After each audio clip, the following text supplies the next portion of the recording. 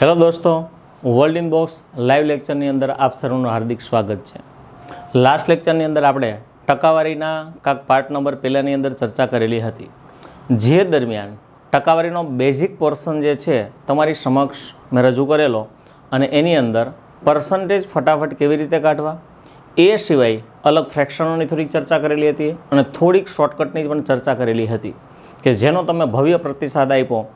હવે આપણે જો એ જ પર્સન્ટેજની અંદર પાર્ટ 2 એટલે કે થોડાક અઘરા લેવલ અને થોડાક હાઈએસ્ટ લેવલની જો ટકાવારીની ચર્ચા કરીએ તો આપણે આજ થોડાક પ્રશ્નોની ચર્ચા કરવાની છે. લાસ્ટ લેક્ચરની અંદર આપણે સમથિંગ 12-13 ક્વેશ્ચનની ચર્ચા કરેલી હતી, તો આજ આપણે 13 અથવા 14મા પ્રશ્નથી આજ શરૂ કરવા જઈ રહ્યા છીએ. તો જો પ્રશ્નની થોડીક ઝીણવટ ભરી અને થોડાક બેઝિક કન્સેપ્ટ સાથે આગળ વધીએ તો તમારે કન્સેપ્ટની અંદર એક નાના મોટા 2-4 તત્વોને ખાસ એટલે ખાસ તમારે સમજવાના છે, જેની અંદર જો પર્સન્ટેજ રિલેટેડ વાત કરવામાં આવે તો લાસ્ટ લેક્ચરની અંદર તમે અલગ અલગ પ્રકારના ફ્રેક્શન્સ જે છે એની ચર્ચા કરી ગયેલા હતા. ફ્રેક્શન્સ રેડી. એ ફ્રેક્શન્સની અંદર 1 એટલે કે 100%, 1/2 એટલે 50%, 1/3 એટલે 33.1/3%, 1/4 એટલે 25%, 1/5 એટલે 20%, આવી ચર્ચા કરી ગયેલા હતા. તો જો ફ્રેક્શન્સની આજ પણ થોડીક ચર્ચા કરવામાં આવે અને ફ્રેક્શન્સને ધ્યાનમાં લઈ અને થોડાક પ્રશ્નની પણ જો ચર્ચા કરવામાં આવે તો અહીંયા સૌપ્રથમ વાત કરીએ નેક્સ્ટ પ્રશ્નની, એટલે કે પ્રશ્ન નંબર 14નો. આપણને આપ્યું છે કે કઈ સંખ્યાના 25%ના 25% બરાબર 25 થાય. મિત્રો, આ જે ક્વેશ્ચન છે એ લાસ્ટ 2016 અને 17ની બેલીફની પરીક્ષામાં પૂછાઈ ગયેલો પ્રશ્ન છે. આવા પ્રશ્ન પરીક્ષાની અંદર પૂછાતા હોય છે એટલે પહેલાં આપણે ધારો કે કોઈ એક સંખ્યા મૂકવી પડશે. એટલે જનરલી આપણે એક્સ ધારતા હોઈએ છીએ, પણ આપણને બધાને ખબર છે કે એક્સથી આપણને માથું ચડે છે, એટલે અહીંયા આપણે એક્સ તો ધારવો જ નથી. તો હું એક કામ કરું કે કઈ સંખ્યાના અહીંયા કદાચ હું કાંઈ કન્સેપ્ટ ન મૂકું તો ચાલે અને એમનામ રહેવા દઉં તોય ચાલે, પણ છતાંય આપણે એક નેચરલ નંબરને ધ્યાનમાં લઈ, નેચરલ એટલે પ્રાકૃતિક સંખ્યા, એને ધ્યાનમાં લઈ અને કઈ સંખ્યાના, એટલે અહીં લખી નાખું ધારો કે એ સંખ્યા એન છે. રેડી. એક્સ ધારો તોય ભલે અને એન ધારો તોય ભલે, સંખ્યા મૂળાક્ષરમાં ગમે તે ધારી શકાય. આગળ જો કન્સેપ્ટમાં વધવામાં આવે એન ગુણ્યા 25%, તો આને કહેવાય 1/4. અગાઉ આપણે લાસ્ટ લેક્ચરની અંદર ફ્રેક્શનની ચર્ચા કરી ગયેલા હતા કે 25%ને 1/4 કહેવાય. અગેન એકવાર આવ્યો પાછો ના આવે એટલે ગુણાકાર, 25% આવ્યા એટલે 1/4 અને બરાબર આનો જવાબ કેટલો આપ્યો છે આપણને 25. આવી કંઈક ચર્ચા પ્રશ્નમાં આપેલી છે. હવે જો તમે આગળ ચર્ચા કરો તો આ ચોગડો અને આ ચોગડો ભાગાકારમાં છે, જો એ બરાબરની ઓલી સાઈડ જશે એટલે એ પોતાનું સ્થાન ચેન્જ કરે એટલે અહીંયા ચિહ્ન ચેન્જ થાય, ભાગાકારમાં ચોલી સાઈડ જાય તો ગુણાકાર. એટલે આવો કંઈક કન્સેપ્ટ થયો કે એન બરાબર 25 ગુણ્યા 4 અને ગુણ્યા 4, તો 25 ચોક 100 અને 100 ચોક 400, એટલે એ જે સંખ્યા આવશે એ તમારી કઈ આવવાની છે તો કે 400 આવવાની છે. રેડી. બીજી પ્રશ્ન છે, આગળના પ્રશ્નમાં વધ્યા તો આપ્યું છે કઈ સંખ્યાના 20%ના 20% બરાબર 20 થાય. એટલે કઈ સંખ્યાના, એટલે ફોર એક્ઝામ્પલ ધારો કે હું સંખ્યા મૂકી દઉં, એ સંખ્યા કઈ છે તો કે એન છે. આગળ ના આવ્યો, ના આવે એટલે ગુણાકાર. જો 20% હોય તો આને કહેવાય 1/5 ગુણ્યા પાછા 20% એટલે 1/5 અને બરાબર તમને આપ્યા છે કેટલા તો કે 20. આ બાજુનો 5 અને આ બાજુનો 5 ભાગાકારમાં ચોલી બાજુ જાય એટલે ગુણાકારમાં જાય, તો 20 ગુણ્યા 5/5, તો 20 × 100 અને 100 × 500, એટલે કે આ સંખ્યા આવશે એ 500 એટલે કે 500 આવવાની છે. આ તમારી સંખ્યા બની ગયેલી છે. રેડી. કન્સેપ્ટ અનુસાર તમને ફ્રેક્શન ખાસ એટલે ખાસ આવડવા ખૂબ જરૂરી છે. ફ્રેક્શન્સ વગર આ પ્રશ્ન છે શક્ય નથી. આગળના જો પ્રશ્નની ચર્ચા કરવામાં આવે તો કાંઈક એવો પ્રશ્ન આપણને આપ્યો છે, કોઈ સંખ્યાના 25%ના 20%ના 10% બરાબર 40 થાય તો તે સંખ્યા શોધો. એટલે મેં હમણાં જેમ ચર્ચા કરી એમ કે તે સંખ્યા શોધવાની થાય, એટલે સંખ્યા હંમેશા આપણે કોઈ સંખ્યાને પ્રાયોરિટી, જો ટકાવારીમાં આપણે પહેલી પ્રાયોરિટી ધારવાની કહેતા હોય તો આપણે 100 ધારતા હોઈએ છીએ, પણ આની અંદર થોડુંક પ્રોબ્લેમ થવાની શક્યતા રહે. લાસ્ટમાં તમે 25%, 20%, 10% કાઢશો એટલે જવાબ પોઈન્ટમાં આવશે. તો એ પોઈન્ટમાં નથી લાવો એટલા માટે કોઈ સંખ્યા પૂછે એટલે ધારી લેવાની. ધારો કે એ સંખ્યા n છે, n એટલે નેચરલ નંબર, પ્રાકૃતિક સંખ્યા. ના 25% એટલે 1/4 1/4 ગુણ્યા 20% એટલે 1/5 અને ગુણ્યા 10% એટલે આને કહેવાય 1/10 ઇઝ ઇક્વલ ટુ તમને 40 આપેલા છે. જે વસ્તુ આ બાજુ ભાગાકારમાં છે એ ઓલી સાઈડ જશે એટલે ગુણાકારમાં જશે. તો આવો કંઈક કન્સેપ્ટ થશે 40 ગુણ્યા 4 ગુણ્યા 5 ગુણ્યા 10. પહેલાં એક કામ કરું તો કન્સેપ્ટની અંદર કેટલા શૂન્ય આપેલા છે તો કે 2, એટલે પહેલાં હું 2 શૂન્યને લખી નાખું. ત્યારબાદ ગુણાકાર કરો, ચોકો 16 ને 16 પંચા 80, એટલે કે આ દાખલાનો જવાબ આવશે 8000. રેડી? આગળના પ્રશ્નમાં વાત કરીએ. આપણને એ પૂછે કોઈ સંખ્યાના 16 પૂર્ણાંક 2/3. અહીંયા થોડોક હું ચેન્જ કરીશ. કોઈ સંખ્યાના 16 પૂર્ણાંક 2/3%ના 10%ના 5% બરાબર 20 થાય છે, તો તે સંખ્યાના 50% બરાબર કેટલા? હવે એક વસ્તુ વિચારો તો કે અહીંયા ધારો કે એ સંખ્યા કઈ છે તો કે ધારો કે એ સંખ્યા n છે ગુણ્યા લાસ્ટ લેક્ચર એટલે કે જે મારો પહેલો લેક્ચર હતો એમાં 16 પૂર્ણાંક 2/3ની વેલ્યુ તમે બધા લખેલી છે 1/6 ગુણ્યા 1/10, 10% એટલે 1/10 ગુણ્યા 5% એટલે 1/20 કહેવાય અને બરાબર આ આંકડો તમને કેટલાનો આપ્યો છે તો કે 20નો. ભાગાકારમાં ચોલી બાજુ જશે તો ગુણાકાર જશે. તો ફાઇનલી 20 ગુણ્યા 6 ગુણ્યા 10 ગુણ્યા 20. દાખલાની અંદર 3 શૂન્ય છે એટલે પહેલાં હું 3 શૂન્ય અહીંયા લખી નાખું. હવે કરી નાખો ગુણાકાર તો 6 દુ 12 અને 12 દુ 24, એટલે ફાઇનલી મને એટલો આઈડિયા આવી ગયો કે સંખ્યા 24000 છે. પણ આપણે એ સંખ્યાના 50% શોધવાના છે. તો ઓબ્વિયસલી 24000ના 50% કરવાના થાય એટલે 24000ના 50%, એટલે આ દાખલાનો જવાબ આવશે કેટલો આવશે તો કે 12000 જવાબ આવશે. રેડી? પછી 50% કાઢવા માટે 1/2 અથવા તો 50/100 આવું મૂકીને આબરૂના ધજાગરા કરાય નહીં, સીધો 50%, એટલે અડધો તમારે રકમ કરવાની છે. ચાલો આગળના પ્રશ્નમાં વધશું. તો આગળના પ્રશ્નમાં આવું આપ્યું છે કોઈ સંખ્યાના 20%ના 10% બરાબર 80 થાય છે, તો તે સંખ્યાના 25% એટલે કેટલા? ધારો કે કોઈ સંખ્યાના, એટલે સંખ્યા કઈ રહેશે તો કે n.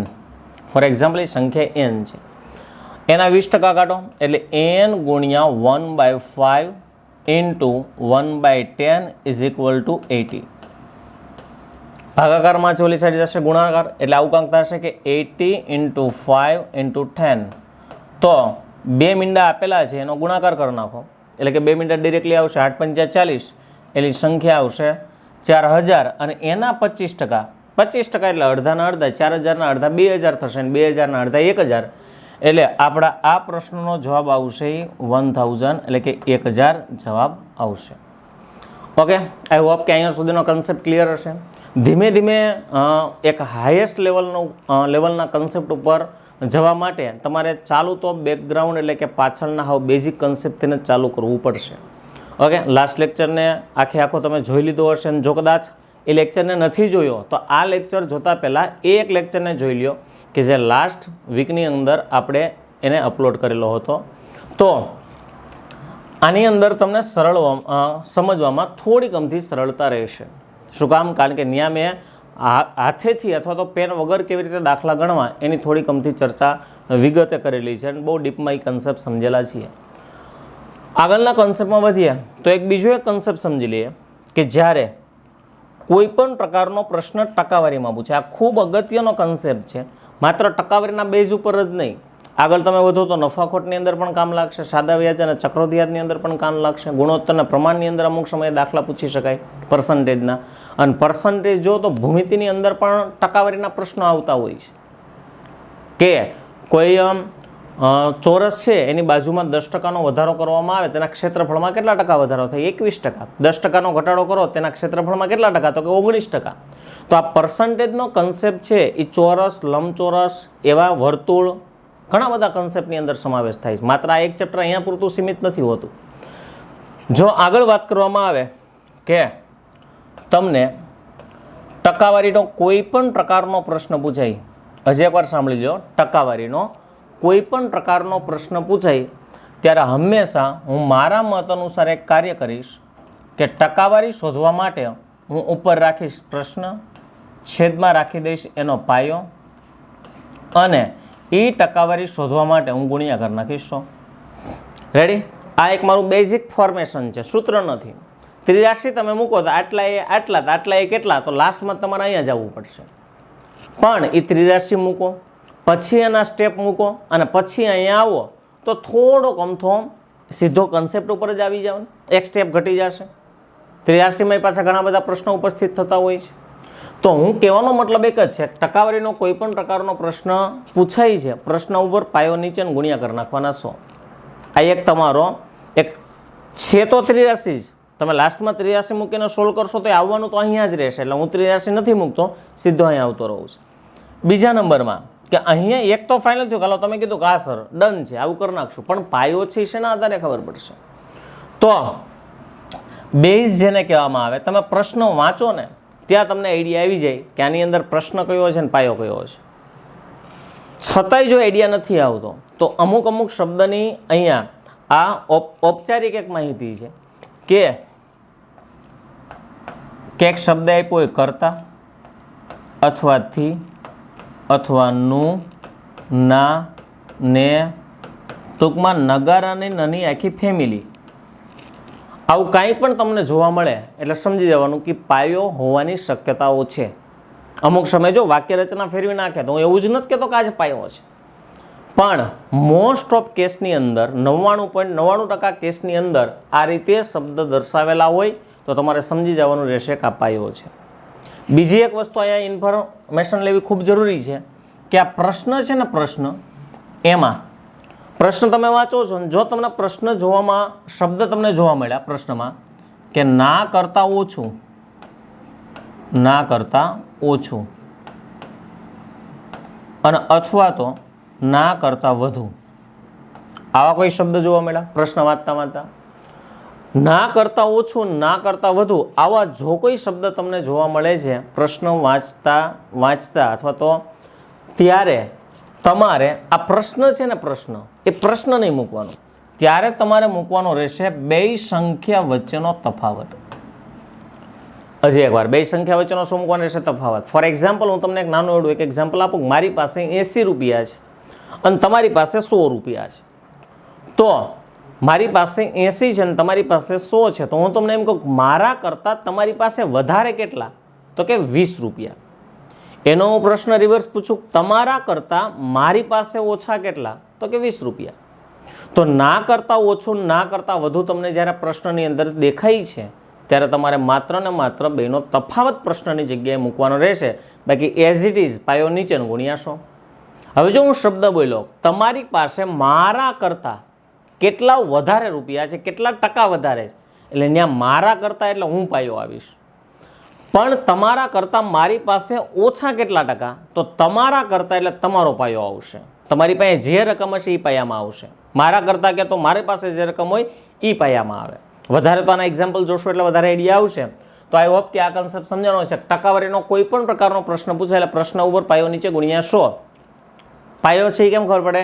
તો એ કરતાથી નાનું નેનો આવા શબ્દ હોય, ના કરતાં વધુ, ના કરતાં ઓછું કે એટલે તમારે ઉપર મૂકવાનો તફાવત, બસ, બીજી કોઈ વાત નહીં. વાત કરીએ પ્રશ્ન અંગેની થોડીક અમથી ચર્ચા કરી લઈએ. તો અહીંયા આપણને અલગ અલગ પ્રશ્નો આપેલા છે. પ્રશ્ન એવો કહે છે કે 20 એ 25ના કેટલા ટકા છે? કોણ? તો કે 20. કોના? તો કે 25ના. એટલે 25 પાયો થઈ ગયો. અહીંયા ના કરતાં વધુ, ના કરતાં ઓછું નથી. એટલે સીધું તમે શું કરશો કે હજી એકવાર મને કોનો પ્રશ્ન પૂછ્યો? તો કે 20નો. ડિવાઇડેડ બાય કોના કરતાં? તો કે 25 કરતાં. અને જો ટકાવારી પૂછી એટલે આંખું બંધ કરીને ગુણ્યા 100 કરવાના. તો 25 ચોક 100 થાય. હજી એકવાર 25 ચોક 100 થાય અને 20 ચોક 80, તો 80 ટકોડી કહેવાય. રેડી? કેટલા ટકા કહેવામાં આવશે? 80. આગળના પ્રશ્નમાં વળશું. આપણને કીધું છે 1600 મીટરે 5 કિલોમીટરના કેટલા ટકા કહેવાય? કોણ? 1600 મીટર, પણ કોના? તો કે 5 કિલોમીટરના. પાયો કોણ છે? તો કે 5 કિલોમીટર. પણ ખાસ ધ્યાન દેવાનું કે અહીંયા ડેટા છે મીટરમાં છે ને અહીંયા ડેટા છે કિલોમીટરમાં છે. આ બાબતને ભૂલવાની નહીં. તો ઉપર લખી નાખું 1600 ના 1600 ડિવાઇડેડ બાય 5 કિલોમીટરને મીટરમાં ફેરવો એટલે 5000 અને ગુણ્યા કેટલા તો કે 100. તો મીંડું મીંડું બીંડું મીંડું મીંડું મીંડું એટલે 3 3 શૂન્ય ઉડી ગયા. 160ના છેદમાં 5 આપણા જે ઓફલાઈનના વિદ્યાર્થીઓ છે, મારી પાસે ભણી ગયેલા છે, એને બહુ મસ્ત રીતે ખબર છે કે ડિવાઇડેડ બાય 5 આવે એટલે એક મીંડું કાપવાનું, ઉપરના આંકડાને ડબલ કરવાનો થાય એટલે 16ના ડબલ 32 અને 32% કહેવાય. આ કન્સેપ્ટ એ લોકો જાણે છે. આગળની વાત કરવામાં આવે, 800 ગ્રામ એ 2 કિલોગ્રામના કેટલા ટકા કહેવાય? તો ફરીથી એકવાર, અહીંયા ગ્રામ છે અને અહીંયા કિલોગ્રામ છે, આની એક તકેદારી રાખવી પડશે. ફરીથી એકવાર ઉપર રાખશો 800 છેદમાં 2 કિલોગ્રામ એટલે આને કહે 2000 ગ્રામ અને ગુણ્યા કરી નાખવાના 100. તો કે 1 2 અને 3 1 2 અને 3 80ના અડધા, 80ના છેદમાં 2 હોય તો આને 40% કહેવામાં આવે. રેડી? આ ત્રણેય પ્રશ્ન છે એ સિમ્પલ હતા, ના કરતાં વધુ કે ના કરતાં ઓછાને ધ્યાનમાં લઈને હતા નહીં. તો હવે જો ના કરતાં ઓછું ના કરતાં વધુ આવે છે તો તમને બધાને ખબર છે, હમણાં જ મેં થોડાક સમય પહેલાં ચર્ચા કરી કે જ્યારે ના કરતાં વધુ અથવા ના કરતાં ઓછું હોય ત્યારે તમારે એનો તફાવત મૂકવાનો રહેશે. પ્રશ્ન આપ્યો છે 25 એ 20 કરતાં કેટલા ટકા વધુ છે? આવ્યું શબ્દ આવ્યો ના કરતાં વધુ. તો પહેલાં એક કામ કરો, ઉપર મૂકી દો બેનો ડિફરન્સ તફાવત. તો 25 અને 20નો ડિફરન્સ આવશે કેટલો આવશે? 5 છેદમાં. હવે મૂકવાનો છે પાયો. તો પાયો મેં હમણાં જ કીધું કે ભાઈ કરતા શબ્દ હશે, પાયો હશે, તો એ ક્યાં કરતા શબ્દ લાગ્યો છે? કોની આગળ? તો કે 20ની આગળ કરતા શબ્દ લાગેલો છે. તો અહીંયા છેદમાં હું મૂકી દઈશ 20 અને ગુણ્યા કેટલા કરી નાખવાના તો કે 100. તો 20 5 100 અને પાયો પાયો 25, એનો મતલબ એવો થાય કે આને 25% કહેવામાં આવે. ઓકે, હવે જે મેઇન કન્સેપ્ટ છે એ તમને સમજાઈ ગયો હશે. આગળ 56 એ 80 કરતાં કેટલા ટકા ઓછા છે? ના કરતાં ઓછા શબ્દ આવ્યો ભાઈ. તો જ્યારે શબ્દ આવે ના કરતાં ઓછો અથવા ના કરતાં વધુ એટલે તમારે બે રકમનો ડિફરન્સ એટલે કે તફાવત લેવાનો રહેશે. ચાલો, તો 56 અને 80નો જે ડિફરન્સ આવશે એ 24 આવશે. ડિવાઇડેડ બાય 80 કરતા એટલે ડિવાઇડેડ બાય 80 ગુણ્યા કેટલા કરી નાખવાના તો કે 100. હાલો છેદ ઉડાડશું, 0 0 ઉડાડી દો, 8 તેરી 24 અને 10 તેરી 30. એનો મતલબ એવો થાય કે આને ટકા કહેશો તો આને 30% કહેવામાં આવશે. કેટલા ટકા કહેવાશે? તો કે 30%. આગળના પ્રશ્નની વાત કરીએ, 84 એ 70 કરતાં કેટલા ટકા વધુ છે? પહેલાં લઈ લો ડિફરન્સ કેટલો આવશે તો કે 14. અહીં મૂકી દઉં 14 ડિવાઇડેડ બાય 70 અને જો ગુણ્યા કરશો એટલે ગુણ્યા કેટલા થઈ જશે? 100. 0 0 ઉડાડી દો, 7 દુ 14 ને 10 દુ 20, તો આને 20% કહેવામાં આવશે. ઓકે, તો આ તાવ બેઝિક દાખલા. અને હા, એવું નહીં વિચારવાનું આ તો હવે ઇઝી છે, આવું થોડું પૂછાય. આવું ઘણી જગ્યાએ પૂછી શકાય છે. ખાસ કરીને તો જો તમે જીપીએસસીની અંદર ડીઆઈની માહિતી મેળવી હોય, ડેટા ઇન્ટરપ્રેશન, માહિતીનું અર્થઘટન, એની અંદર ટકાવારીને ધ્યાનમાં લઈને જો પ્રશ્ન પૂછે તો આવા પ્રશ્ન પૂછી શકાય છે. પણ ધીમે ધીમે લેવલ અપગ્રેડ થતું જાય છે જીપીએસસીનું. તો હું એવું માનું છું કે જીપીએસસીમાં તો આ લેવલના પ્રશ્ન કદાચ બહુ રેર કેસમાં પૂછાય, પણ વર્ગ 3ની અંદર પૂછાવાની શક્યતાઓ ઘણી રહેતી હોય છે. આગળના જો પ્રશ્નની વાત કરવામાં આવે તો આવા કંઈક પ્રશ્ન છે કે 20 એ 25 કરતાં કેટલા ટકા ઓછા છે? કોણ? તો કે 20. કોના કરતાં? તો કે 25 કરતાં. તો લઈ લો ના કરતાં ઓછું આવે એટલે ડિફરન્સ આવશે 5 છેદમાં આવશે 25 અને જો તમે ગુણાકાર કરો એટલે ગુણ્યા આવશે 100. તો 25 ચોક 100 થાય ને 5 ચોક 20, તો આને 20% કહેવાય. આગળ 120 એ 80 કરતાં કેટલા ટકા વધુ છે? ડિફરન્સ લઈ લો, ઉપર આવશે ડિફરન્સ 40 છેદમાં એનો પાયો 80 અને ગુણ્યા કરી નાખો 100. તો 40 દુ 80 થાય અને 100ના છેદમાં 2 હોય તો એને 50% કહેવાય. 50%. ડન. આગળ વધીએ. 60 એ 66 કરતાં કેટલા ટકા ઓછા છે? 60 અને 66 પહેલાં લો ડિફરન્સ કેટલો આવશે તો કે 6.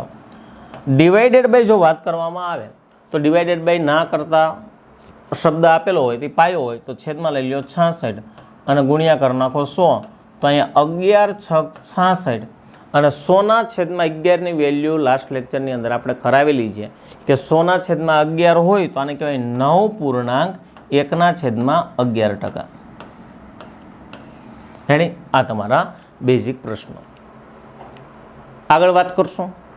હવે જોઈ લો ફટાફટ અત્યારે જે તમે સમજ્યા એને પાછું એકવાર હાઇલાઇટની હું અંદર દર્શાવી દઉં કે જ્યારે તમને કોઈ પણ પ્રકારનો પ્રશ્ન ટકાવારીમાં પૂછાય ત્યારે ફરીથી એકવાર પ્રશ્ન ઉપર નીચે લઈ લેવાનો થશે પાયો અને ગુણ્યા શું કરી દેવાના તો કે 100 અને ના કરતાં વધુ ના કરતાં ઓછું આપેલા પ્રશ્નની જગ્યાએ મૂકવાનો તફાવત અને પાયો અને ગુણ્યા 100. ઓકે, આગળ વધશું. આગળના જો પ્રશ્નની ચર્ચા કરવામાં આવે તો હવે થોડાક પ્રશ્ન આવશે ત્રિરાશિને લગતા. ત્રિરાશિ હું એ ત્રિરાશિ સોલ્વ કરું એ પહેલાં એક બે કન્સેપ્ટ ત્રિરાશિના હું ખુદ સોલ્વ કરાવી દઉં કે ત્રિરાશિ એક્ઝેક્ટલી સોલ્વ કેમ કરવી. જો નથી સમજાતું અથવા તો કોઈ અઘરો પ્રશ્ન આવે છે તો તમે રેગ્યુલર પેટર્નને ફોલો કરો છે કરવાની. પણ જ્યારે તમને ઇઝીલી થઈ જાય છે, ઇઝીલી ઘડિયા આવડી જાય છે, તો હવે હું એક પેટર્ન સમજાવું છું, એને ફોલો કરવાની. ફોર એક્ઝામ્પલ હું તમને એમ કહું 30% મને આપ્યા છે 90, તો 60% કેટલા? રેડી? આ પ્રશ્નની અંદર હું આ પ્રશ્ન 3 વાર લખી નાખું કે 30% 90 તો 60% કેટલા?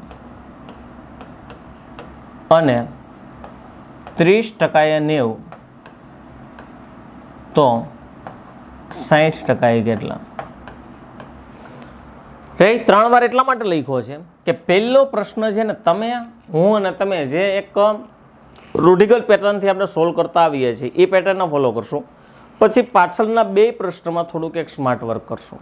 ધારો કે આને સોલ્વ કરો એટલે આપણે આમ લખીએ છીએ 60 ગુણ્યા 90 અને છેદમાં 30, તો 30 દુ 60 થાય અને 90 ગુણ્યા 2 એટલે 90 ના ડબલ 180, એટલે આ પ્રશ્નનો જવાબ આવશે 180. આ રીતે તમે સોલ્વ કરો છો. રેડી? હા, હવે આપણે એક પેટર્નને અહીંયા ફોલો કરશું કે તમારે કાંઈ ધ્યાનમાં નહીં લેવાનું. તમારે પહેલા આંકડા ઉપર ટાર્ગેટ કરવાનો. પહેલો આંકડો કોણ છે તો કે 30. અહીંયા પહેલો આંકડો કોણ છે તો કે 30. બેમાં પહેલા આંકડા સાથે તમારે કંઈક એક નિશ્ચિત સંબંધ બનાવવાનો રહેશે કે પહેલા આંકડાનો સંબંધ જો બાજુમાં પડતો હોય, હું તમને એમ કહું કે 30માંથી 90 કરવા હોય તો મારે ગુણ્યા 3 કરવા પડે. 30માંથી 90 કરવા હોય ગુણ્યા 3 કરવા પડે. તો ઉપર જો તમે ગુણ્યા 3 કર્યા છે તો નીચે પણ તમે ગુણ્યા 3 કરો તો 6 તેરી 18 એટલે જવાબ આવી ગયો 180. રેડી? એનો એ જ પ્રશ્ન છે. અને બીજી રીતે જો તમે ઉપરનાનો સંબંધ નીચેના સાથે બનાવો તો તમે ગુણ્યા 2 કર્યા છે. 30 ના ડબલ 60. તો પછી અહીંયા નીચે આવવા માટે ગુણ્યા 2 કર્યા હોય તો તમારે અહીંયા નીચે આવવા માટે ગુણ્યા 2 જ કરવાના. તો 90 ના ડબલ 180. આ પેટર્નને તમે ફોલો કરી શકો. કહેવાનો મતલબ એવો છે કે પહેલો આંકડો જો બાજુમાં સંબંધ બનાવે તો નીચેના આંકડાને બાજુમાં સંબંધ બનાવડાવવાનો. પહેલો આંકડો નીચે સંબંધ બનાવે તો બાજુના આંકડાને નીચે સંબંધ બનાવો. એક અપવાદ કેસ લઈએ. અહીંયા તો 2 જગ્યાએ ફોલો થતું હતું, પણ હું આજ તમને એમ કહું કે 50% 25 તો 80% કેટલા? અને બીજો એક પ્રશ્ન કે 30% 75 તો 60% કેટલા? આ 2 દાખલા જોઈ લો. આજ પહેલો જે પ્રશ્ન છે, પહેલા પ્રશ્નમાં 50 છે, તો આજ 50માંથી મારે નીચે કાંઈ સંબંધ નથી બનતો. 50માંથી 80 શક્ય નથી. 50માંથી 25 શક્ય છે. કેમ? તો કે મેં એ લોકોને કરેલા છે અડધા. હજી એકવાર શું કરેલા છે? અડધા. તો ઓબ્વિયસલી 50ના અડધા 25 થાય, તો અહીંયા 80ના અડધા. આ દાખલાનો જવાબ કેટલો આવશે તો કે 40. તમારો પહેલો આંકડો છે નીચે સંબંધ ન બનાવતા પહેલો આંકડો બાજુમાં સંબંધ બનાવે છે. પણ બીજા દાખલાની વાત કરીએ. બીજા દાખલાની અંદર 60 છે. 60માંથી કોઈ દિવસ 75 કરવા હોય તો થઈ શકે. તમે અડધા કરો અને ગુણ્યા 5 કરી નાખો એટલે થઈ શકે. પણ એમ નથી કરવું. સીધો સંબંધ કોની યારે બનાવે તો કે નીચે બનાવે છે. 30ના ડબલ 60 થાય તો 75ના ડબલ 150 થાય. એટલે મારી આ ત્રિરાશિ આ રીતે સોલ્વ થાય. રેડી? 2 અપવાદ કેસ. તો અહીંયા પહેલો આંકડો બાજુમાં સંબંધ બનાવતો હતો અને અહીંયા પહેલો આંકડો નીચે સંબંધ બનાવતો હતો. જ્યાં કોઈ પણ પ્રકારનો સંબંધ બનાવતો હશે એની યારે મેચ કરવાનો. જ્યાં સંબંધ નથી બનાવતો એની યારે મેચ કરવાનો નહીં. અને ક્યાંય સંબંધ ન બનાવે તો એટલું યાદ રાખવાનું, તો આપણી જૂની પેટર્ન અને રૂઢિગત પેટર્ન તો આપણને આવડે જ છે. ચાલો, એ સિવાય બીજી એક વસ્તુ જોઈ લેજો હજી એકવાર. એક કન્સેપ્ટ બીજો આમાંનામાં જ હું આજ તમને એમ કહું કે 30% 600 તો 50% કેટલા? આવી નાની નાની બાબતોનું પણ ખાસ ધ્યાનમાં રાખવું જરૂરી છે. તો અહીંયા હું શું કરી શકું? અહીંયા એવું કરી શકું કે 30 ડબલ 60 થાય અને પાછળ એક વધારાનું મીંડું, 30 ડબલ 60 પાછળ એક વધારાનું મીંડું, તો 50 ડબલ 100 કરી અને પાછળ એક વધારાનું મીંડું મૂકી દો એટલે જવાબ કેટલો આવશે? 1000. એ સિવાય હું એમ પણ કરી શકું કે આ મીંડું ઉડાડી દો તોય ચાલે અને આ મીંડાની સાથે હું આ મીંડું ઉડાડી દઈશ તોય ચાલશે. ચાલો એવું એક જોઈ લઈએ. ધારો કે અહીંયા મને આપેલું છે કે 300% એ 90 તો 200% કેટલા? હવે જો તો 300 માંથી મારે 90 કરવા હોય તો થોડુંક અઘરું છે. 300 માંથી 90 એટલે હું શું કરું? આ શૂન્યને ઘડી કાઢી નાખું. તો પાછું વિચારો, 30 તેરી 90 તો મેં ગુણ્યા 3 કરેલા છે, તો અહીંયા 20 તેરી 60 એટલે ગુણ્યા જવાબ આવશે 60. ન્યાય ગુણ્યા 3 કરવા પડે. કહેવાનો મતલબ એવો છે કે આ પહેલો આંકડો છે ને ગમે એ રીતે એની હાવ નીચેના આરે અથવા તો બાજુના આરે સંબંધ બનાવી શકે. કેવી રીતે સંબંધ બનાવશે, શું બનાવશે, તમારે શું વિચારવું એ આપણા ઉપર ડિપેન્ડ છે. બાકી કન્સેપ્ટની અંદર ઇઝીલી થઈ જતું હશે. આગળની જો વાત કરવામાં આવે, પ્રશ્નની થોડીક ચર્ચા કરી લઈએ. તો અહીંયા પ્રશ્ન આપ્યો છે કોઈ સંખ્યાના 20% એ 120 હોય તો તે સંખ્યા શોધો. હવે મને કહો તો કે 120 તમને જે આપેલા છે કેટલા ટકા બરાબર આપ્યા છે? તો કે 20%. તો 83 કાંઈક આવી લાગશે કે 20% એ 120 તો તે સંખ્યા શોધો. એ સંખ્યા હંમેશા 100% એ હોય તો હોય કેટલા? એક કામ કરો, 0 0 ઉડાડી દો. 2 6 12 થાય અને પાછળ એક 0 તો 10 6 60 અને પાછળ એક 0 એટલે આનો જવાબ કેટલો આવશે? તો કે 600 ફાઇનલી આનો આન્સર આવવાનો છે. રેડી? આગળના પ્રશ્નમાં વધશું કે કોઈ સંખ્યાના 40% બરાબર 160 હોય તો તે સંખ્યા શોધો. એટલે ઇઝીલી થઈ જાય કે 40% એ 160 તો 100% એ કેટલા? ચાલો 0 0 ઉડાડી દો. તો કે ચોકો 16 થયો ગુણ્યા 4 પાછળ એક મીંડું તો 10 ચોક 40 અને પાછળ એક મીંડું એટલે સંખ્યા કઈ હોય? તો કે 400. આગળ કોઈ સંખ્યાના 70% બરાબર 350 છે તો તે સંખ્યાના 50% બરાબર કેટલા?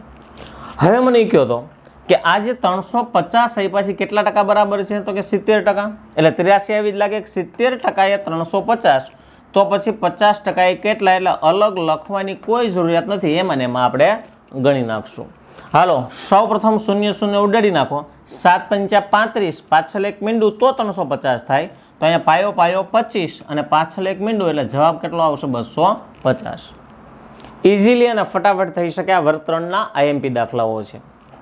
ચાલો આગળના કન્સેપ્ટમાં વધશું. આગળનો દાખલો કીધું છે કોઈ સંખ્યાના 20% 120 હોય તો તે સંખ્યા, અચ્છા આ દાખલો થઈ ગયો છે, આગળ વધીએ. કોઈ સંખ્યાના 30% બરાબર 270 હોય તો તે સંખ્યાના 80% એટલે કેટલા? તો આજે એક વસ્તુ વિચારો તો 30% એ 270 તો 80% એ કેટલા? ચાલો મીંડું ઉડાડી દો. 3 9 27 પાછળ એક મીંડું, 8 9 72 ને પાછળ એક મીંડું એટલે જવાબ આવશે 720. પણ હવે થોડાક કન્સેપ્ટની અંદર જો બેઝિકલી વધીએ તો કોઈ સંખ્યાના 15% અને 20%નો સરવાળો 120 છે. હજી એકવાર, કોઈ સંખ્યાના 15% અને 25%નો સરવાળો 120 હોય તો તે સંખ્યા શોધો. આપણને આવું કીધેલું છે. તો એક કામ કરો, તો કોઈ સંખ્યાના 15% એટલે પહેલાં લઈ લો 15% અને પ્લસ તે જ સંખ્યાના 25%. આ બેયનો તમારે શું કરવાનો છે? તો કે સરવાળો. તો કે 15% અને 25%નો સરવાળો કરશો એટલે 25માં 5 નાખો એટલે 30 ને 10 40. તો આ રકમ મને મળી ગઈ 40% અને 40% એ તમને કિંમત શું આપી છે? તો કે 120. તો 83 લાગશે કે 40% એ 120 તો તે સંખ્યા શોધો. એટલે તે સંખ્યા 100% એ કેટલા? તો મીંડી મીંડી ઉડાડી દો. 3 ચોક 12, પાછળ એક મીંડું, તો 10 તેરી 30. 3 ચોક 12 ને 10 તેરી 30 ને પાછળ એક મીંડું, એટલે સંખ્યા કઈ આવશે? તો કે 300. આગળ, કોઈ સંખ્યાના 8% અને 12%, સોરી, કોઈ સંખ્યાના 8% તથા 4%નો સરવાળો 72 હોય તો તે સંખ્યાના 60% બરાબર કેટલા? તો પહેલા એક કામ કરો, તો 8% અને 4%નો સરવાળો એટલે ઓરિજિનલી થાય કેટલા ટકા? તો કે 12% એ 72 અને એ સંખ્યાના 60% એ કેટલા?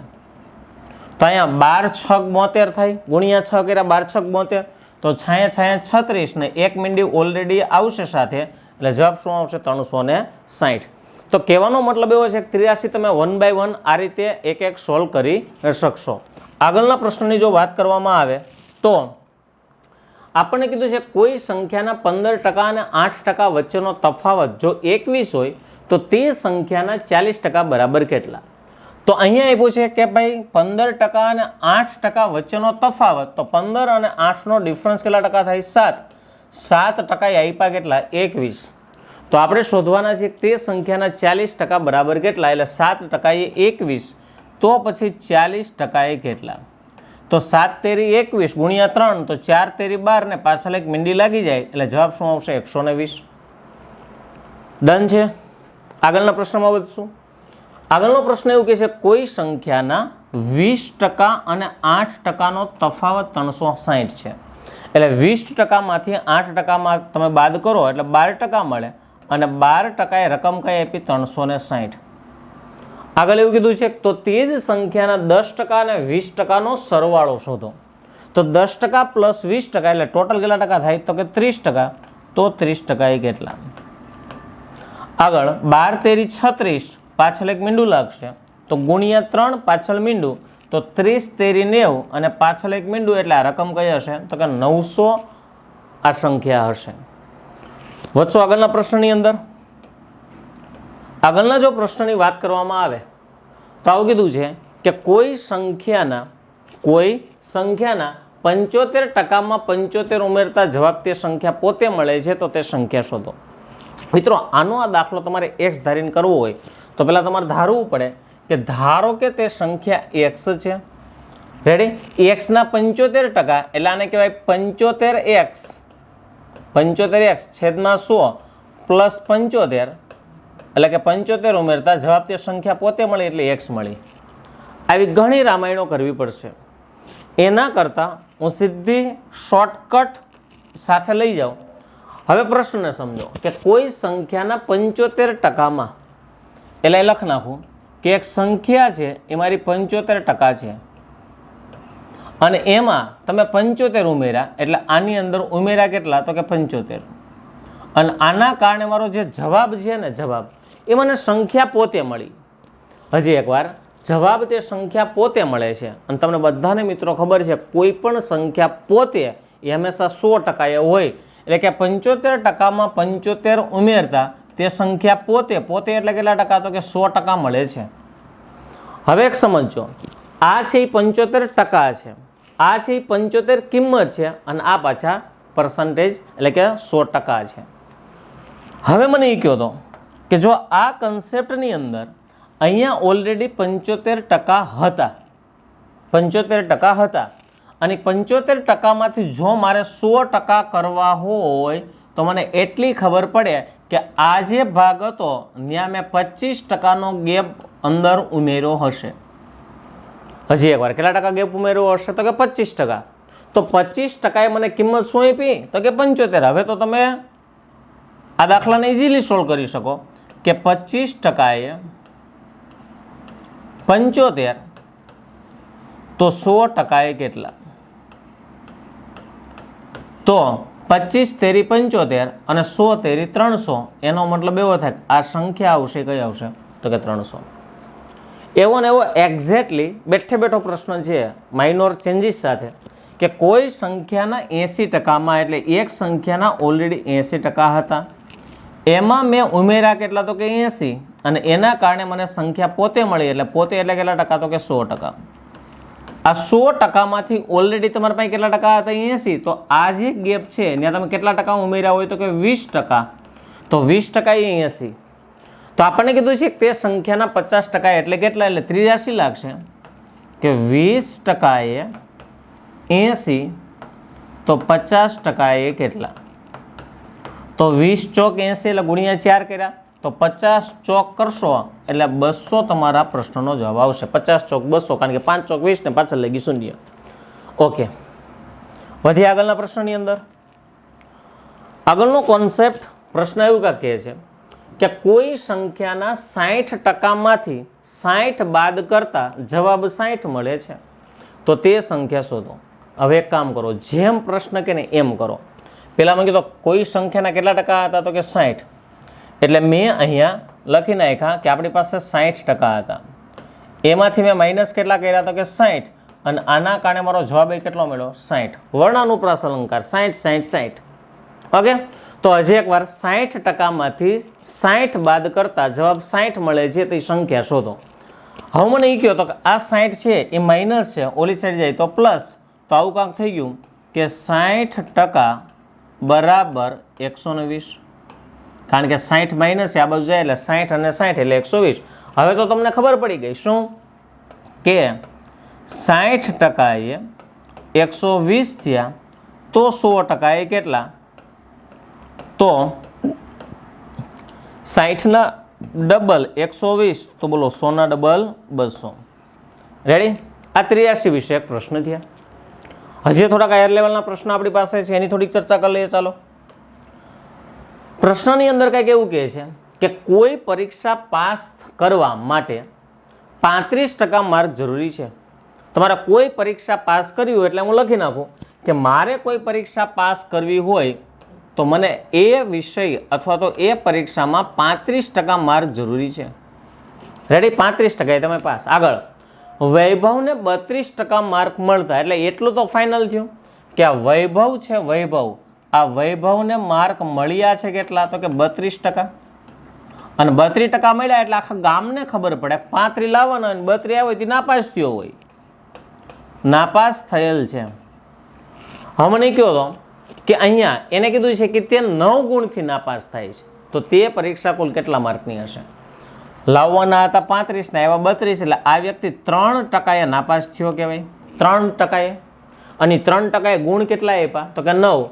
તો ફાઇનલી કાંક આવી 83 બને કે 3% 9 ગુણ તો 100% કેટલા, તો 3 તેરી 9 ગુણ્યા 3 તો 100 તેરી 300.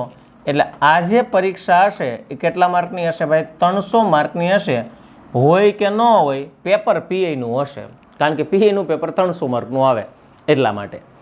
આગળના પ્રશ્નની વાત કરવામાં, કોઈ પરીક્ષા પાસ કરવા માટે મારે 30% માર્ક જરૂરી છે, 30% માર્ક જરૂરી છે, અને દર્શિતને 28% માર્ક મળતા તે 12 ગુણથી નાપાસ થાય છે, તો તે પરીક્ષા કુલ કેટલા માર્કની હશે?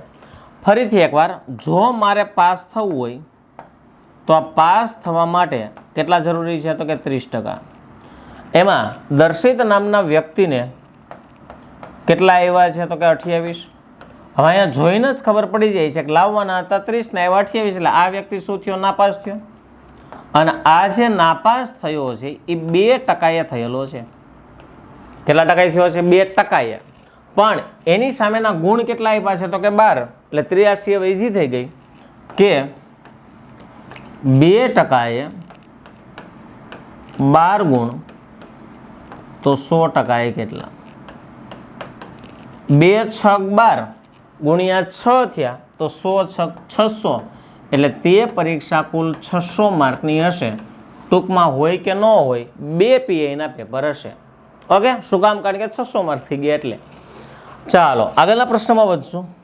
આગળના પ્રશ્નની અંદર પ્રશ્ન કંઈક એવું કહે છે કે કોઈ પરીક્ષા પાસ કરવા માટે 35% માર્ક જરૂરી છે. ફરીથી એકવાર, જો મારે પરીક્ષાને પાસ કરવી હોય તો મારે લાવવા કેટલા ટકા પડે, તો કે 35% હું પાસ થઈ જાઉં, 35% હું પાસ થઈ જઈશ. પરંતુ પરમને 80 માર્ક મળતા તે 25 માર્કથી નાપાસ થયો છે. એનો મતલબ એવો થાય કે પરમને મળ્યા કેટલા, તો કે 80, અને છતાંય નાપાસ થયો કેટલા માર્કે, તો કે 25. એનો મતલબ એવો થાય જો પરમને 25 માર્ક મળી ગયા હોત તો એ જે પરમ છે એ શું થઈ જાત તો કે પાસ. રેડી? આવ્યા 80 ને ઘટ્યા કેટલા 25 આવી ગયા તો એ પાસ થઈ જાત. તો એનો મતલબ એવો થાય કે આના પાસ થવા માટે 80 અને 25 105 માર્કની જરૂર પડે. 105 માર્ક. અને 105 માર્ક હશે એ કેટલા ટકા બરાબર હશે તો કે 35. હવે તો ઇઝીલી થઈ ગયું કે 35% 105 માર્ક તો 100% એ કેટલા? તો 35 તેરી 105 તો 100 તેરી 300. એનો મતલબ એક જ થાય કે આ પેપર પણ પીઆઈ નું જ હશે. રેડી? અહીં સુધી કન્સેપ્ટ ક્લિયર છે? આગળ વધશું. આગળના પ્રશ્નની અંદર એવું કંઈક તમને આપેલું છે કે કોઈ પરીક્ષા પાસ કરવા બહેનો તથા ભાઈઓને અનુક્રમે 30% અને 40% માર્ક જરૂરી છે. એટલે બહેનો એટલે એને ગર્લ્સ અને ભાઈઓ એટલે બોયઝ. રેડી? આવું આપણને આપેલું છે. ઓકે, તો બહેનો એટલે ગર્લ્સ અને ભાઈઓ એટલે બ્રધર્સ, બોયઝ, બજરંગ્સ. એને 30% અને 40% માર્ક જરૂરી છે. એટલે અહીંયા બહેનોને 30% જરૂરી છે અને ભાઈઓને કેટલા ટકા જરૂરી છે તો કે 40%. આગળ આપણને એવું કીધું છે કે વનિતાને 100 માર્ક મળતા તે 20 માર્કથી નાપાસ થઈ ગઈ છે. અગેન એકવાર આ કહાની છે કોની છે તો કે વનિતાની. અને વનિતાને 100 માર્ક મળ્યા છતાં એ શું થઈ ગઈ? નાપાસ.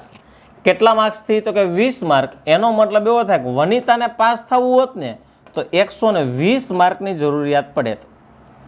તો તે પરીક્ષા પાસ કરવા માટે ભાઈઓને કેટલા માર્ક લાવવા પડશે? એટલે આને કેટલા માર્ક લાવવા પડશે આવું તમને પૂછ્યું છે. હવે પહેલાં એક નક્કી કરો કે આ વનિતા છે એ ઇનડાયરેક્ટલી ઇન્ડિકેટ કોને કરે છે તો કે બહેનોને. કારણ કે ભાઈઓની અંદર તો વનિતા ન હોય, વનિતા બહેનોની અંદર હોય. અને છતાંય કદાચ કન્ફ્યુઝન લાગે તો એ લોકોએ પૂછ્યું છે કે ભાઈઓને કેટલા લાવવા પડશે એટલે આ ડેટા બહેનોનો જ આપ્યો હોય. તો આ 120 માર્ક હશે એ કેટલા ટકા બરાબર હશે તો કે 30%. એટલે ફાઇનલી 83 એવી કાંક લાગે કે 30% 120 માર્ક તો 40% કેટલા? રેડી? મીંડું ઉડાડી દો. 3 ચોક 12 પાછળ એક મીંડું એટલે ચોકો 16 એટલે 160. કારણ કે પાછળ એક મસ્ત મીંડું લગાડવું પડે. એટલે ભાઈઓને આ પરીક્ષા જો પાસ કરી હોય તો 160 માર્ક બિચારાને લાવવા પડે. ડન છે? આગળ વધીએ. આગળનો પ્રશ્ન એવો છે કે એક ચૂંટણીમાં 2 ઉમેદવારો ભાગ લઈ રહ્યા છે. એમાં એકને 48% મત મળતા તે 200 મતથી ચૂંટણી હારી જાય છે. તો કુલ કેટલા લોકોએ મતદાન કરેલું હશે? આવો કંઈક પ્રશ્ન તમને આમાં આપેલો છે. હવે એક્ઝેક્ટલી આમાં વ્યક્તિઓ કેટલા છે તો કે 2 છે. એમાં એક ચૂંટણીમાં 2 એટલે એક હારે છે, એક હારી છે તો બીજો જીતી છે. રેડી? 2 વ્યક્તિ છે, એક હારે છે ને એક જીતે છે. ઓકે, તો અહીંયા કીધું છે કે એ જ ચૂંટણીમાં 2 ઉમેદવારો ભાગ લઈ રહ્યા છે. એમાં એકને 48% મત મળતા તે 200 મતથી હારી ગયો. એટલે હાર્યો ને એને મળ્યા 48%. હવે પાછું વિચારો, મતદાન થયું હોય 100%. આ 100%માં હારી ગયો અને 48% મત મળ્યા હોય તો જે જીતો હોય એને કેટલા ટકા મત મળ્યા હોય? 52%. રેડી? એકને 48 મળ્યા હારી ગયો છે અને 52 મળ્યા જીતો છે. તો આના કરતાં એટલે કે જે જીતો છે એના કરતાં આને કેટલા ટકા મત ઓછા મળ્યા? તો કે 4% મત ઓછા મળેલા છે. તો 4% જે મત હતા એની બરાબર તમને સંખ્યા કેટલી આપી છે? 200. તો 4%એ 200 મત તો પછી 100% એ કેટલા? તો 4 પંચા 20 પાછળ એક મીંડી તો 100 પંચા 500 અને પાછળ એક મીંડું એટલે કે 5000 લોકોએ મતદાન કરેલું હશે. રેડી મિત્રો? આગળ વધીએ. આગળના પ્રશ્નની અંદર જો વાત કરવામાં આવે તો થોડાક એક પર્સન્ટેજ વાળા પ્રશ્ન જોઈ લઈએ, વસ્તીવાળા દાખલા. લાસ્ટમાં 2019માં 19 અને 20ની એક ડીવાયએસઓ અથવા તો જીપીએસસીની કોઈ એક પરીક્ષાની અંદર એક આમાં પ્રશ્ન પૂછો. લગભગ તો ડીવાયએસઓ જ છે.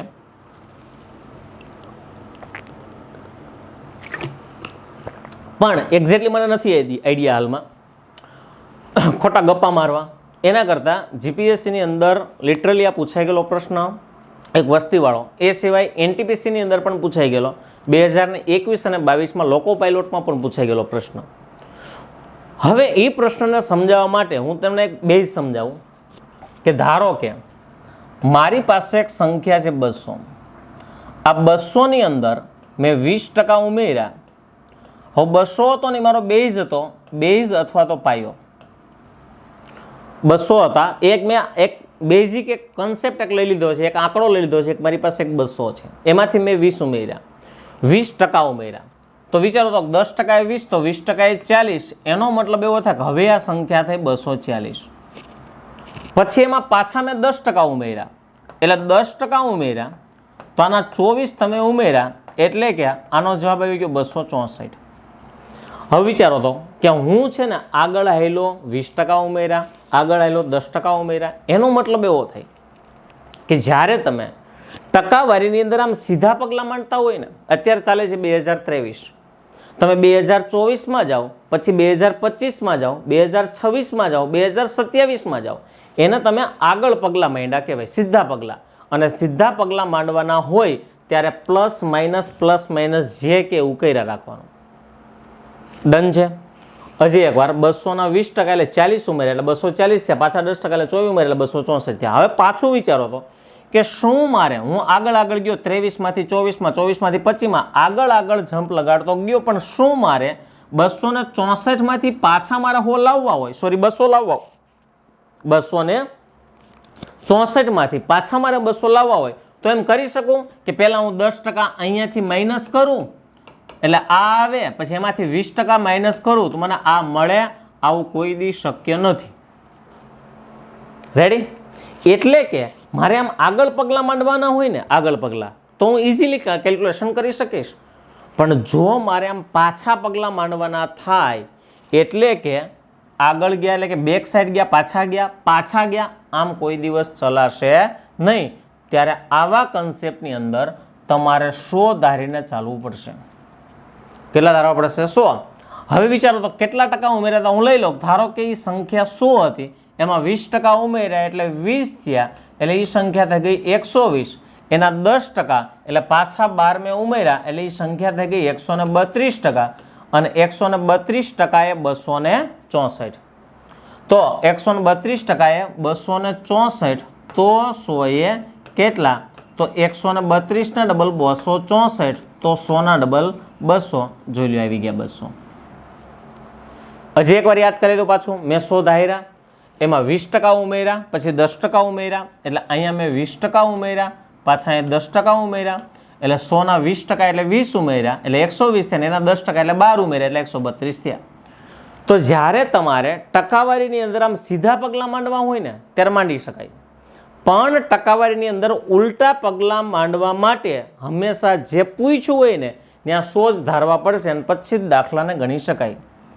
ઇનડાયરેક્ટલી અહીંયા કવિ એવું કહેવા માંગે છે કે 2023માંથી ફ્યુચરમાં જાઓ, 24, 25, 26, ત્યારે કાંઈ વાંધો છે નહીં, હાઈલા જાઓ, રમતા જાઓ, હાઈલા જાઓ, રમતા જાઓ. પણ જો તમારે 2023માંથી 2022, 21, 20, 19 આવું કાંઈ શોધવાનું થાય ત્યારે હંમેશા સુધારવા પડે. એટલે કે ટકાવારીની અંદર આગળ પગલાં માંડી શકાય, પાછળ પગલાં માંડી શકાતા નથી. તો વાત કરીએ પ્રશ્નની. પ્રશ્નની અંદર કીધું છે કે એક ગામની વસ્તી 20,000 છે, જેમાં 3 વર્ષ દરમિયાન અનુક્રમે 25%, 20% અને 10%નો વધારો થાય છે. તો 3 વર્ષ બાદ તે ગામની વસ્તી કેટલી હશે? અંદરથી તમે પૂછો કે ભાઈ પગલાં આગળ છે કે પાછળ, એટલે અંદરથી તમારું નાનું મગજ એક જવાબ આપે કે આ પગલાં આગળ છે, 100 ધારતો નહીં. એટલે કે અહીંયા 100 ધારવાની કોઈ વાત નથી. એટલે સૌ પ્રથમ અહીંયા 20,000 જવાબ આવશે. હવે વિચારો તો 3 વર્ષ દરમિયાન એટલે પહેલું વર્ષ ગયું, પહેલું વર્ષ એટલે તમારા ગામની વસ્તીની અંદર વધારો થયો. કેટલા ટકા? તો કે 25%. અને આખા ગામને ખબર પડે 25% એટલે અડધાના અડધા. 20,000ના અડધા 10,000 થાય ને 10,000ના અડધા 5,000 થાય. એનો મતલબ એવો થાય કે હવે આ ગામની એટલે કે 1 વર્ષ પછી આ ગામની વસ્તી 25,000ની હશે. આગળ વધ્યા. બીજું વર્ષ આવે, બીજું વર્ષ એટલે કે આ ગામની વસ્તી 20% વધે છે. ઓકે, 20%. તો 10% એ 2500, તો 20% પાછી 5000ની વસ્તી વધી, એટલે કે 2 વર્ષ પછી આ ગામની વસ્તી હોય તો કેટલી હોય? તો કે 30,000 રૂપિયા હશે, સોરી 30,000 વ્યક્તિઓ હશે. આગળ પાછા 10% વધ્યા, એટલે ત્રીજું વર્ષ આવે, થર્ડ યર, એટલે પાછી આ વસ્તીની અંદર 10%નો વધારો થાય તો 30,000ના 10% એટલે વસ્તી 3,000ની વધે, એટલે કે 3 વર્ષ પછી આ ગામની વસ્તી હશે એ કેટલી હશે? તો કે 33,000 હશે. શું કામ મજા આવી? કારણ કે પગલાં આગળ હતા, સીધે સીધા હાલ્યા ગયા. 5મા ગેરમાં નાખી ગાડી ક્યાંય ઊભી જ નથી રહી. ઓકે, એટલે પગલાં આગળ હતા એટલે અહીંયા 100 ધારવાની કાંઈ ઝંઝટ ન આવી, ઇઝીલી દાખલાને ગણી શક્યા.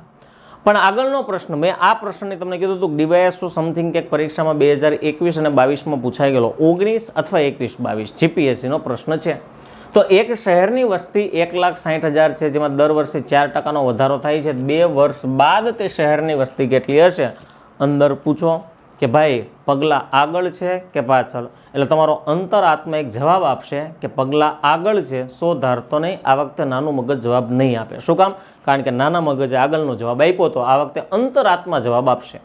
તો ફાઇનલી અહીંયા લખી નાખું, પગલાં આગળ છે એટલે 100 ધારવાની કોઈ વાત નહીં આવે. અહીંયા વસ્તી આવી ગઈ 1,60,000. હવે પહેલું વર્ષ આવે, પહેલું વર્ષ એટલે વસ્તીની અંદર વધારો થાય તો કે કેટલા ટકા? તો કે 4%. લાસ્ટ લેક્ચરની અંદર ધબધબાટી બોલાવી હતી કે 2 મીંડા કાઢી નાખો અને સીધો કરો ગુણાકાર. 2 મીંડા કાઢો એટલે 1600 અને ગુણ્યા 4 એટલે 1664, એટલે 6400નો વધારો થાય. એટલે 1 વર્ષ પછી આ ગામની વસ્તી હોય 1,66,400. રેડી? આગળ બીજું વર્ષ છે, એટલે બીજું વર્ષ જાય એટલે પાછી આ વસ્તીની અંદર 4% વધારો થશે, એટલે પ્લસ થાય. લાસ્ટ લેક્ચરની અંદર મસ્ત ધબધબાટી બોલાવી હતી કે 2 મીંડા કાઢી નાખો એટલે 1664 અને ગુણ્યા કેટલા કરી નાખવાના? તો કે 4 કરો ગુણાકાર. ચોકો 16નો છગડો વધી આવી 6 ચોક 24 ને 25નો પાંચડો વધી આવી 2. અહીંયા 6 ચોક 24, 25 અને 26નો છગડો વધી આવી 2 અને 4 ને 2 6 એટલે 6 6 56નો વધારો થાય, એટલે 6,656 કરી નાખો સરવાળો. એટલે 6 ના 6, 5 ના 5, 6 ને 4 10 ની 0 વધી આવી 6 દુ 12 ને 13નો તગડો વધી આવી 6 ને 1 7 ને 1 ના 1, એટલે 2 વર્ષ પછી આ ગામની વસ્તી થશે 1,73,056 વ્યક્તિઓની. શું કામ મજા આવી? કારણ કે 5મા ગેરમાં નાખીને ગાડી સીધે સીધી હાલી છે. શું કામ? પગલાં આગળ છે એટલા માટે, પગલાં અહીંયા પાછળ છે નહીં. પણ આગે દેખો હોતા એ ક્યાં? આગળના દાખલાની અંદર પગલાં પાછળ છે. આ વખતે તમે તમારી અંદર પૂછશો એટલે મગજે કહેશે ને અંતરાત્મા બે એક સાથે જવાબ દેશે કે જય બુરા ભૂલતો નહીં, પગલાં કેવા છે? પાછળ છે. ચમ ખબર પડે તો એના માટે પ્રશ્નને પહેલાં લિટરલી વાંચવો પડે, એના માટે નાનું મગજે ખુલ્લું રાખવું પડે અને અંદર આત્માનો પણ એને જાગૃત રાખવો પડશે. તો અહીંયા કીધું છે કે એક શહેરની વસ્તીમાં દર વર્ષે 10%નો વધારો થાય છે. લોકો પાયલોટ 2021 અને 22નો આ પ્રશ્ન વધારો થાય છે. જો હાલમાં તે શહેરની વસ્તી 12.10 લાખ હોય તો 2 વર્ષ પહેલાં તે શહેરની વસ્તી કેટલી હશે? એટલે 2 વર્ષ પહેલાં, એટલે કે હાલમાં 2023 છે તો એ લોકોએ તમને પૂછી છે 2021ની વસ્તી. તો પગલાં કેવા પૂછ્યા? પાછળના. પાછળ પગલાં પૂછે એટલે 100 ધારવા જ પડે ને. ક્યાં ધારવાના? જે પૂછ્યું હોય ને ત્યાં ધારવાના.